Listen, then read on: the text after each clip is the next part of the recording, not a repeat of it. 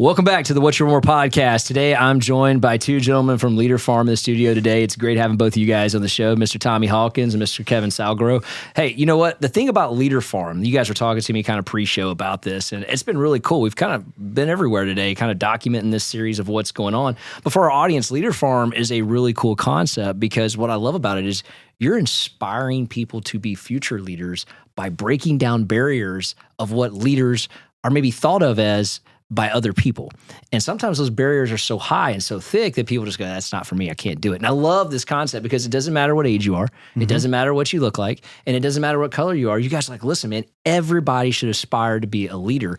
And here's some of these people that are currently doing it, all walks of life. And we want to show you can do it too. So it's great having you guys on the show today. Very excited about it. And again, I just think this is a cool concept. So Tommy, we'll start with you. Like, how'd you come up with this? It was honestly a bunch of experiences when I was younger. I was looking for opportunities to lead, and they just weren't there. Or I'd be working for people, and I'd sort of hit a ceiling, and people would not want to let me continue to grow and develop. I wasn't trying to take their jobs, frankly. Those weren't jobs that I wanted to have, but to keep running into the ceiling of, how can I develop as a leader? How can I get these skills? And then when I got into leadership positions down the road, in those positions, I'm like, man, I really wish I didn't have to figure this out for the first time now when it's me on the line. Yeah, and I could totally see that. Like, do you find with people that leadership is sometimes like there's servant leadership and then there's selfish leadership? And I would define servant as like, obviously you're leading to serve those around you to help them get better, help them grow, help them find that leadership role. And then that selfish leadership is like, man, it's for me. And, I'm not gonna help you because I don't want you to take my job. Right. Is that a thing? Yeah, absolutely. I think it's the idea of like freedom and fear. Yeah. And a lot of leaders lead from a position of fear. Now, why is that? I think that they've gotten to a certain point of stability in their life and a certain like stature, and they're not willing to risk losing it. Is that almost like a coasting kind of mentality? Yeah, I think that's a great way like to they describe kind of it. close their mind off, stop growing. Yeah. No, I would agree with that. And I think you see this in, it doesn't matter what company. It doesn't have to be a Fortune 500 company. It doesn't have to be a company of 10. I think you see it all the time, and I would also argue that in generations, there's different levels of leadership too, but there's also greater fears. Right. And I think you nailed it there with leadership from fear is kind of one of those things where it's more popular than not. I think servant leadership is one of the hardest things to find out there, and it's one of the highest level of compliments you can get. And I love the fact that the people that you guys are following, you're bringing into the fold here at Leader Farm, that's what you're searching for. And I love some of the people that are already in the fold that you were telling me about. I'm like, no way, like this is super cool. And some of the names I had never heard of, but the minute you told me about their journey and their path, I was like, oh man, that's awesome. So I was telling my kids about it the other night, and they both were like, that's kind of cool. Like, do they have anybody that's like in the teenager or the mid 20s? And I'm like, oh, they will. Trust me, they're finding it right now. And so I love the documentary series that you're putting together. And then the talk to us about the forum. Like you have not only a website, but you're building a forum where people can come and almost like a convention, and really these leaders get together to make things better. Yeah. So we did our first conference of Leader Farm Live back in January of this year. And it was a small group. There were about 10 of us that were in the room. And everyone that showed up, the experience was they got to the airport. I'd go and pick them up because it was small enough I could pick everyone up at the airport. Yeah. And they'd say, Tommy, great to see you. Glad to be here. What the heck are we doing? and that was the experience. And I said, well, we're going to have dinner, and then we're all going to go into a room, and everyone's going to talk, and then we're going to go have dinner again. And then we're going to wrap it up. Yeah, and that was it. And they all kind of looked at me with, oh, all right, well, I'm glad to be here. This is what you brought me here for? I hope that this is going to be all right, because that really does sound terrible. And I was enjoying it, but I knew the caliber of people that were showing up. And when everyone was in the room, by the end of it, all 10 of them were like, I just made 9 more best friends. Yeah, and it's like everyone's hitting on all cylinders. They're feeding off of the growth of the other person in there. And it's like, oh, well, I can be the connector here. Oh, I can be an ambassador there. And then the ideas that are coming from that. And that's the cool part about surrounding yourself with leaders is that all of a sudden there's techniques, there's tactics, there's even like material you can read that you're going, man, like this is great. I'm walking away with so much. And this is one evening there. So I love the fact that's what you guys are doing. Kevin, your role with the company and the organization, Talk to us a little bit about, as from your position, what you're doing with Leader Farm and what you're experiencing with it. Yeah, absolutely. So I'm very grateful to Tommy for bringing me on. I met Tommy through our franchise organization that I work for. It's called the Brothers That Just Do Gutters, and Tommy owns one of our franchises. But I also have a company myself called the On Monday Company. And love this concept. Thank you. And so when Tommy was talking to me about Leader Farm, same thing. We were kind of talking. We had met because I work in video production and I'm the creative manager at the franchise. So I'm familiar with creative. We're talking about this idea, and the way that he described it to me, because he really didn't give too much context on what it was, like he was saying. But he said what it is it's the right room. Okay. So the right room is something that calls out to me specifically because my company with On Monday, what we're looking to do is kickstart people's dreams, essentially. So if you have a desire to do something, our mission is to help you get kickstarted. But one of the big things about getting started is being around the right people and especially in the right room. Right. So once he told me about this, I was like, I have to be here, but I want to provide value. So I would love to come and create content and get content out of this event that you're doing.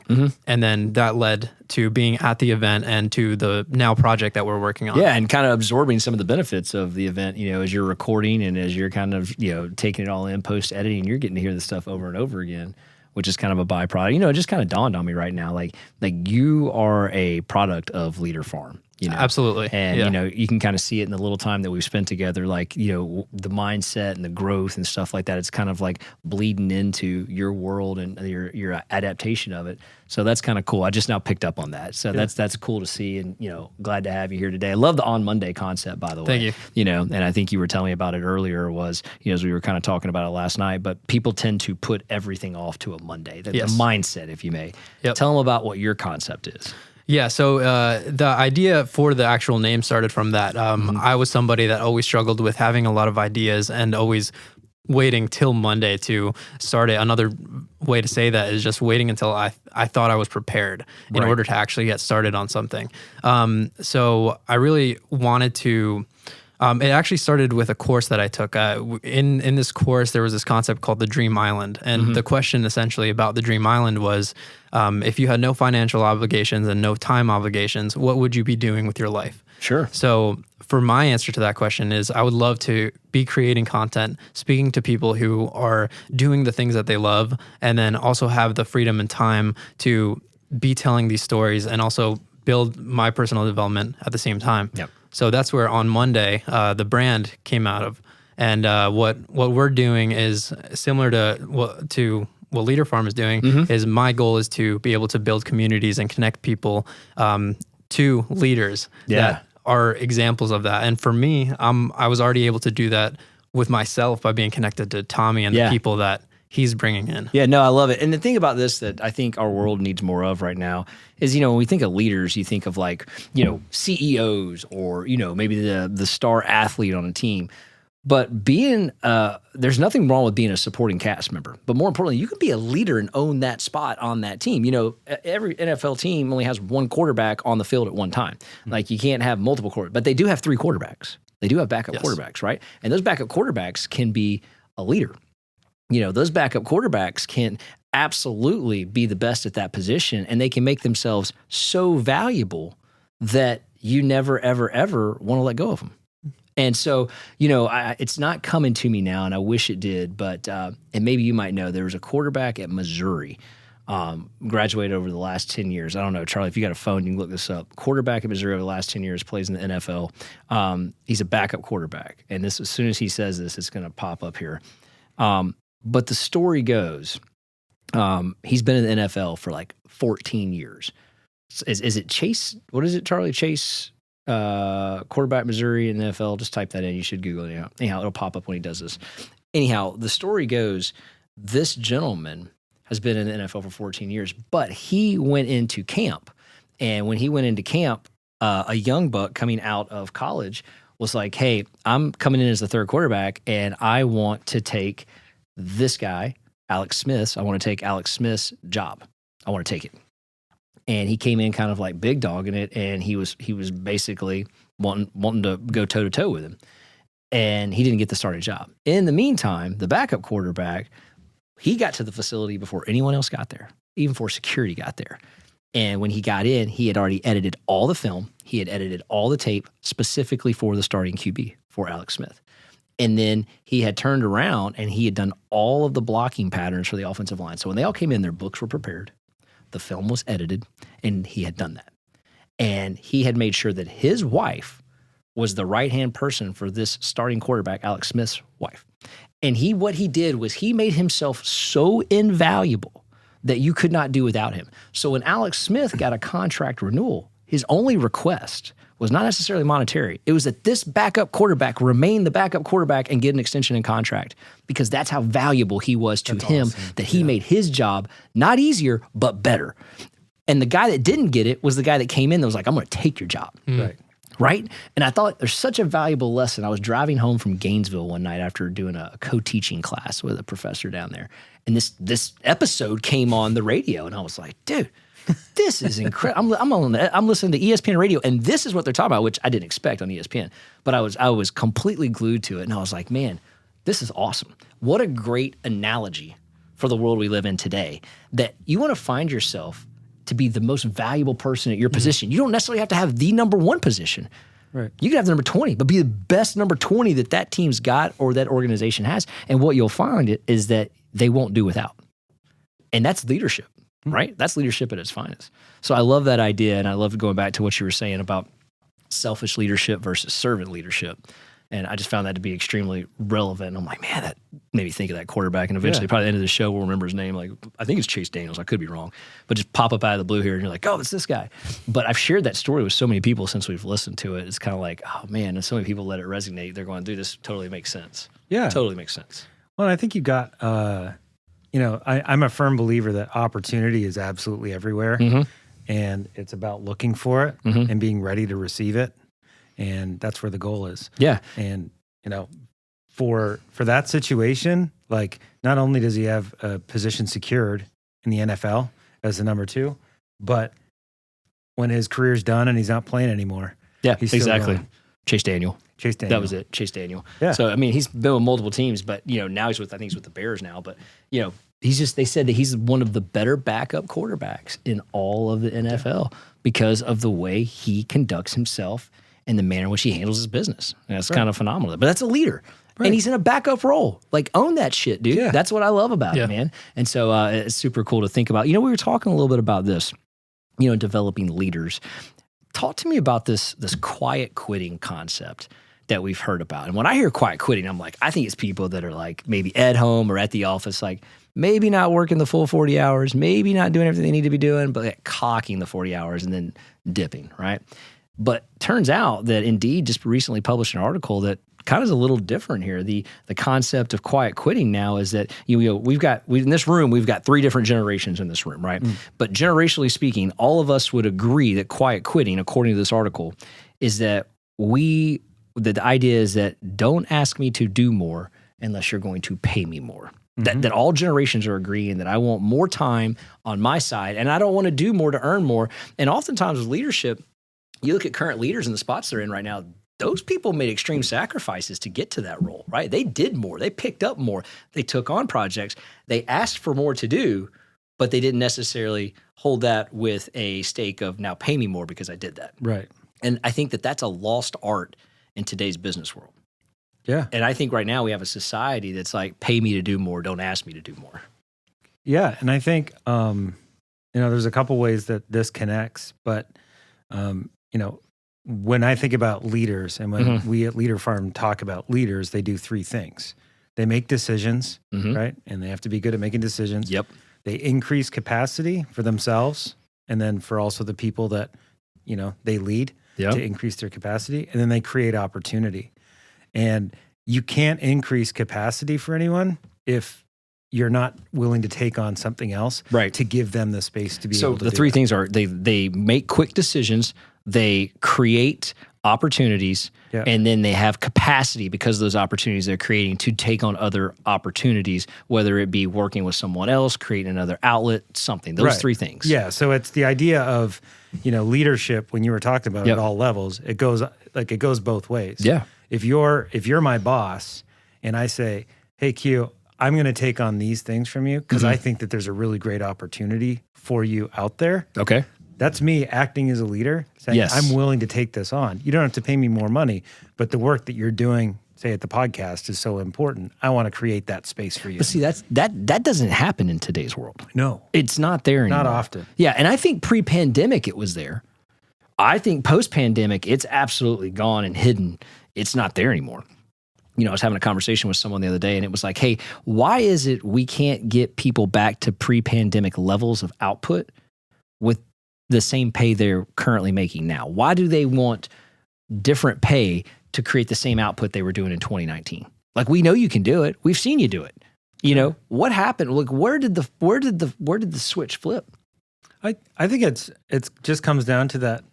It's the mindset of what they've got. I think it's the selfish and the servant. Yeah. I don't think it's just in leadership. I think it's in all. It's everywhere. Yeah, I think we talked a little bit about this last night, the Me Island concept, right? Yeah. Yeah. I mean, COVID put a lot of us on Me Island, you know, and it was lonely, right? We became a little selfish about it. Yeah. And the reality was it was all about me. And so I think Me Island's a dangerous place because you really start to kind of like start to think and act and everything about that. And once you get off of Me Island and you get back into society, it's tough to shake those thoughts, man, because everybody else is operating with that Me Island concept. Well, and I think that the story that's great about this is, you know, when I called Kevin and was like, hey, I want you to come to Leader Farm. Can you bring your cameras? It would really help me out. And he's like, yeah, I'd be happy to. And I was like, to be clear, you're one of the people talking. Like, you're one of the right people in the room. And the reason is two of the other guys that came started the brothers that just do gutters. They're the brothers. Okay. They built this company. It's got 134 plus franchises across the states. Pretty big. And, you know, Kevin works for them. He works directly from them. And they were like, Kevin, we're so happy you're in the room. And as I've talked with them about it, I've talked to Kevin about it, they were absolutely equals. I think that if you asked Ken and Ryan, they'd say, yeah, Kevin's, if anything, he's beyond us. Like, we're not That's equals. a huge compliment. But that's how he perceives it. Yeah. But it's still a funny thing to walk into the room of like your bosses and you're like, I'm sitting in this room, cool, I'm filming, but I'm going to get up and talk. I'm going to teach you guys something that, you know, you didn't understand necessarily. Yeah. And it was cool. Yeah, it was a great experience. And going back to just being able to learn from people, this is actually something that we experienced even today, hanging out with you. It was so today, for people who don't know, we're filming a series with Leader Farm where we're actually going kind of into the lives of some of our leaders. Right. So we got to spend the day with you, and we got to experience some things that go on in the Bank of England meeting. But also we got to sit one-on-one with you and just hear about how highly you speak of the people that work for you or work with you. It's something that, you know, people that have speaking of people that create opportunity, Tommy's given me so much opportunity just through the right room, through the different things, but also his concept of selecting the people and the unique skills that go along with it. He has this Lucky's concept, which I think is genius. And I do. I love it. I heard him say it's acronym. Go ahead. Lucky's acronym for? It's leaders of unusual capacity, knowledge, energy, effort, and skill. And I think that's what fights back about your quiet quitting. Right. Like, that's it. When I say I'm a leader and I commit to increasing my capacity so I can grow my knowledge, increasing my energy output, which increases my effort, and then developing my skills. Like, that's all about going above and beyond the status quo. And we talk about that all the time on the podcast, that effort, right? You know, so like the secret to success, there really isn't one, but if there's a buzzword, it's effort, right? And when we gave our vision speech to our team this year, I was like, hey, listen, guys, throughout all this amazing stuff that can happen, all these things we believe are going to happen, timing of this, product of that, the room's revving. And I go, but hey, listen, what does all this cost? And the room's like silent, and you got their attention. I'm like, it only costs one thing, and only you can do it. And that's effort. Mm-hmm. And effort will be the currency to your success in 2023 moving forward. And I tell my kids, listen, if you have just a little bit more effort than the person next to you, you are going to shine brighter than this light over Kevin's shoulder that's in the studio, blinding me in the eye right now as we're talking. It is going to be very bright. It's going to be very bright, and you are going to excel because there is a generation, their light's diminishing. like because they're not putting in that effort. And then there's another generation that's doing the same thing, and another generation. It ain't just the youngers. It's some of the boomers that are doing the same thing, right? Because people are now saying, yeah, I don't want to do it like this anymore. But the people that continue to do things such as what you're talking about will be recognized, and people want to gravitate towards it and be a part of it, which is why you have such success with Leader Farm right now. Yeah. So, and I think there's a lot more people out there that want to do that. Yeah. It is statistically impossible that the leaders that you have at Bank of England, that conglomerate of them, like they shouldn't all be centralized in one place. Like it's pretty awesome that that's we're the story. super fortunate.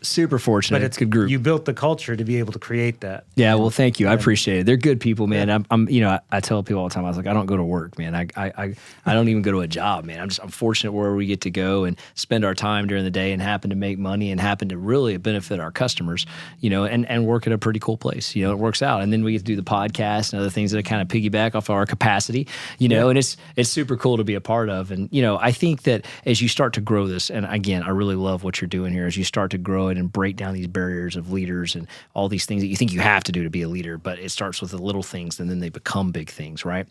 Tell people where they can find out more about Leader Farm. Yeah, so you can find us at leader-farm.com. And then, for Instagram and Facebook at Leader Farm, you can find us. Okay. Where can we hear more about On Monday? Yep, it's at On Monday Company. Okay. On all socials. Yep. On Monday Company and then onmonday.com? Yep. On Okay, Monday right Co. on. onmondayco.com. Okay, right on. Perfect. Well, hey, if you like what you're hearing today, please 5-star review this. Check it out. Write a review. We'd love to hear from you. Share the podcast. Go to YouTube, subscribe. Love seeing the comments. We're getting ready to put together an episode right now where we actually address all the comments that people have done over the first 53 episodes that we've put together. But guys, please share the podcast. Check us out. Follow us on our socials at What's Your One More.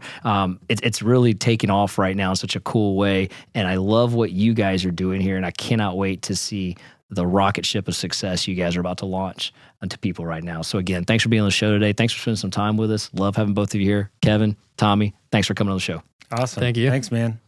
I got one more shot, I'm gonna make it.